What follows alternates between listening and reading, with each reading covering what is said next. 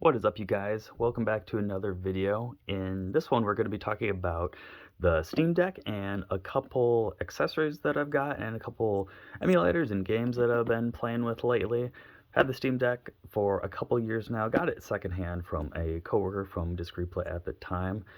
And as you know from previous video, I really like the satisfye grip that I've got on my Switch, and honestly, I never had a problem with the ergonomics of the Steam Deck, unlike the Switch, where it, adds a lot of support for the right side and the left. And I really never played it without the grip on there.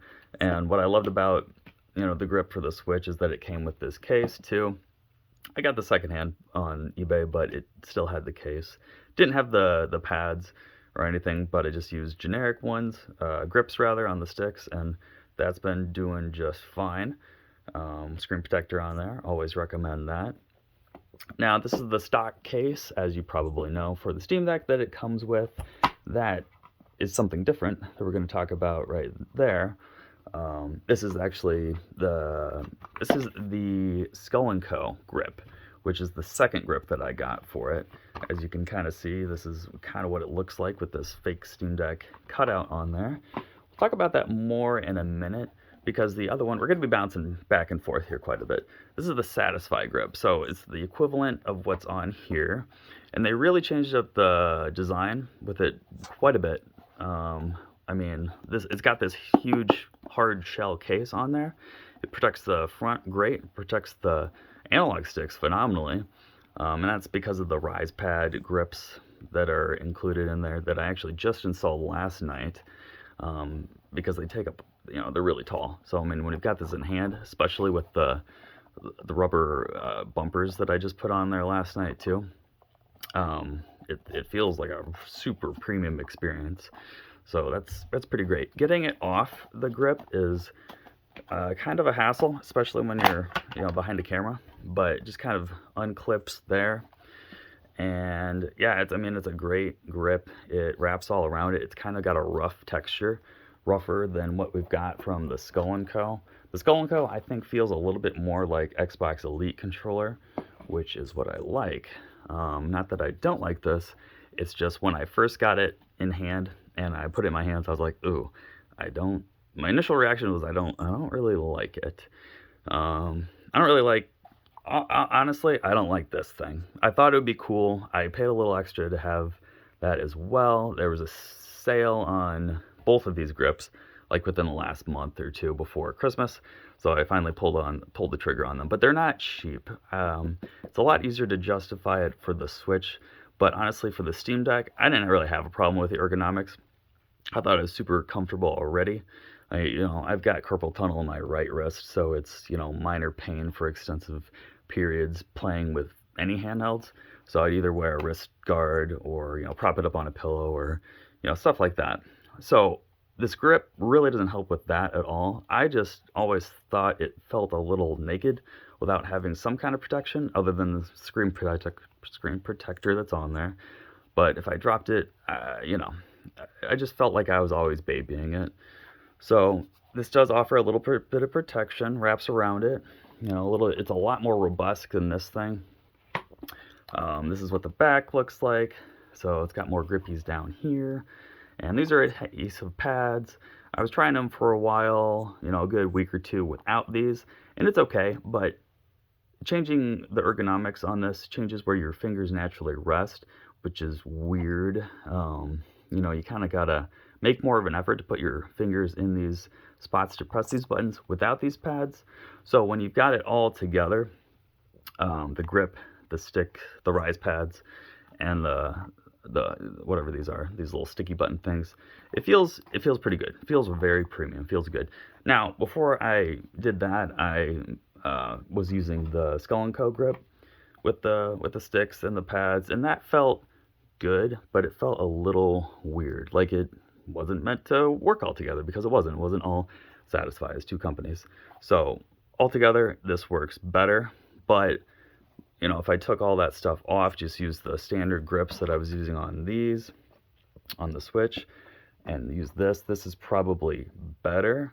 But if you don't have a problem with the ergonomics, you don't really need a grip, in my opinion. So I just, wanted to try a couple things for my own sake, excuse me. So jumping into, let's see, some of the smaller things, the rise pads. I've used the Control Freaks for different controllers over the years, used generic thumb grips over the years.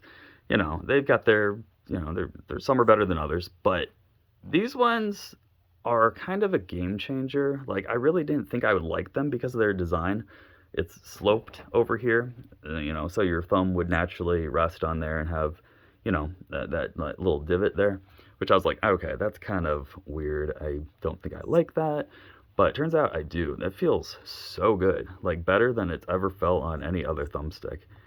And it sounds like I'm like, you know, trying to sell you on something, but really that's legit. And you have to put these little rubbery things, these little red rubbery things underneath it so it doesn't dig into the analog stick, which is fine. I got to reposition it a little bit because it's kind of a little too much right there. It's kind of hindering the movement ever so slightly, but that's just a nitpick. So these are great. Now, one thing I don't like is the size differences. This one's shorter, this one's taller. A lot of people like that if they're getting into shooters, a little more competitive.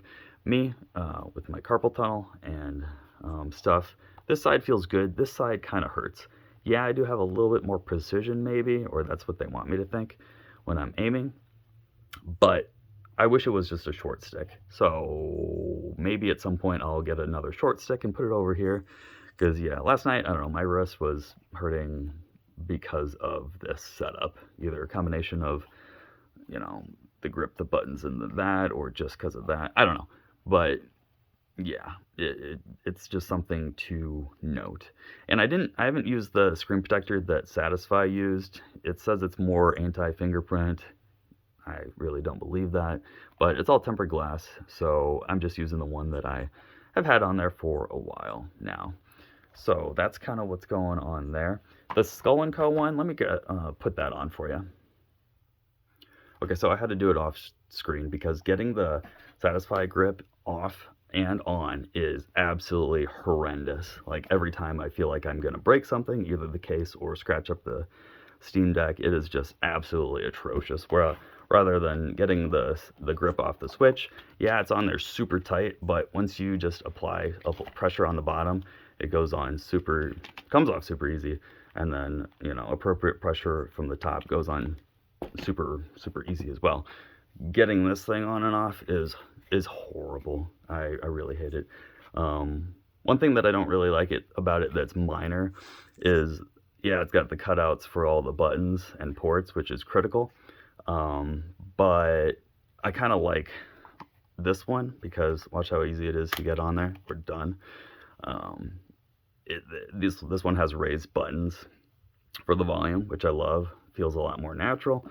But it doesn't, and it has one over here kind of, but it's not raised. The power button is flush, which I wish that was raised.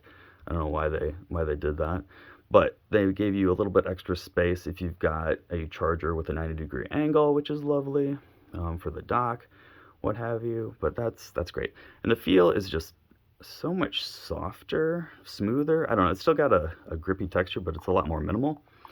And I kind of like it better, unfortunately. But, and it's, got a little cutout for the valve, whatever, got cutouts for the backs, blah, blah, blah. But another two more things that I love about the Skull & Crow grip over the Satisfye. I don't know if it's going to cooperate. Okay, it's not really cooperating, but it's designed flat on the bottom, so it'll stand up like it's got a kickstand or something, and that's really sturdy. Like you might see in other reviewers, like that's not. Whoop. Usually it's not going anywhere. I can set that down with confidence, and if the cat's walking by, I don't think they're gonna knock it down. So I love that more than you might think, because this thing is always pumping out a lot of sucking in cold air, pumping out hot air all the time, and I'm just scared if I set it on the couch for longer than a few minutes, it's going to overheat and die. So if I just set it on coffee table or something, it's going to be a-okay. So I love that. Wish they would have done that with the Satisfye, or at least implemented some sort of kickstand maybe. But this is a no-brainer, and it doesn't like change up the aesthetics or look tacky or anything. It's just natural. Also, getting that micro SD card in and out is quite a bit easier. It's kind of a pain in the ass on either grip, but getting it out of the Skull & Co is a little bit easier, which is good because I've got Windows on a micro SD card, and swapping back and forth is a little bit easier in this grip case. Yeah, so that's that. Oh, and the other feature that I like over this one again, okay, so this didn't come with a case or a cover or anything, but it works inside the stock case that the Steam Deck came with. Now it won't right now because I've got these rise pads on there, but if that wasn't on there, it would just zip up fine. It doesn't feel like I'm crushing it down or hurting the sticks or anything, and that works great. I like that 10 times better than this thing. The more I talk about it, the more I hate this, more and more all the time. I wish they would have just made a case like this. Yeah, you're sacrificing a little bit of protection, but it's got a lot more versatility. This is a lot more natural. I applaud them for trying new things, but this is a lot more practical. A lot makes more sense. So Satisfy, if you're watching, please don't make these again. This is silly. Make this, or give us an option if you could. If there was a case like this that supported the Stealth Grip, which I hate the name too. It's so hard remembering how this is spelled. But I get it. That's just part of their branding. Yeah, I like this case so much better. And this came with a steel box. So this is the fancy box that the grip comes in. Very nice artwork. Okay, you can see everything that's in there. And this is what's inside of that box. Is this ridiculously over-engineered tin, collector's tin. So yeah, it's nice, I guess. I don't know, if you're traveling or flying or something, want it in there. That's the screen protector it came with. But what the frig am I gonna do with this? Like in the day-to-day. I'm not gonna use this as a case and put it in my backpack or something. So I feel like this is money wasted. They could have just done this, and this is stupid. It's nice, but it's stupid. So I don't know. End rant on there. Okay, so I think I figured out why they didn't make this raised. Watch how easy this is to take off as I'm struggling with it on camera. It's because underneath here the button isn't raised on the actual Steam Deck, as you can see there, but it is on the volume button. So they were just being kind of true to the original design.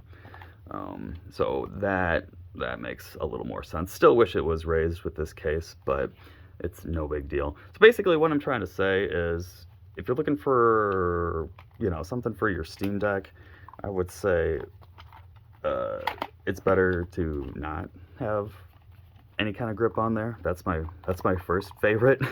My hands naturally rest on those buttons, which I use all the time without these added pads.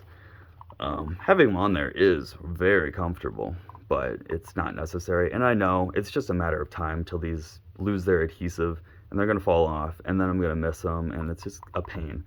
I use adhesive grips on the triggers on Xbox controllers, and it's the same thing. It feels nice, but once they lose their adhesive, it's a pain in the ass, and it's just 3M adhesive, and it's just not a good long-term thing. I know you can get replacement buttons and stuff, but I don't think they're rubbery like these, and you do have to kind of you can't just pop them out when you take the back off. You have to like drill into them or melt them out or something. It's crazy. I haven't opened this thing, and I'm not really looking forward to it. I thought it'd be cool to get a clear red back shell, kind of like for my Switch, because the back was super easy on that. But then I would want to do the front as well, and that's, if you have any idea, you have to take each and every single tiny part out of here and disassemble it and then re-put it back together. Not to mention, heating up the screen and ripping that out. I would like to, but I am very scared, and I don't think I want to do that anytime soon. So yeah, basically, Naked Switch is my favorite, and then the Skull & Co. is my second favorite, and then my third favorite is the Satisfye. I like all three versions, but I will probably find myself using this the most. I don't know. We'll see. Being able to put it in the original case is a huge win for me, because that's what I like to do at the end of the day. I don't really like leaving it docked or leaving it out. I don't want the cats chewing on it at all. So I think this video is long enough. I'll tune in for part 2, where I'll show you some of the games and emulators and peripherals that I've been using with it. As always, thanks for dropping in. If you guys have any comments on any of the stuff that we've talked about, leave it in the comments, and I'll see you in the next one.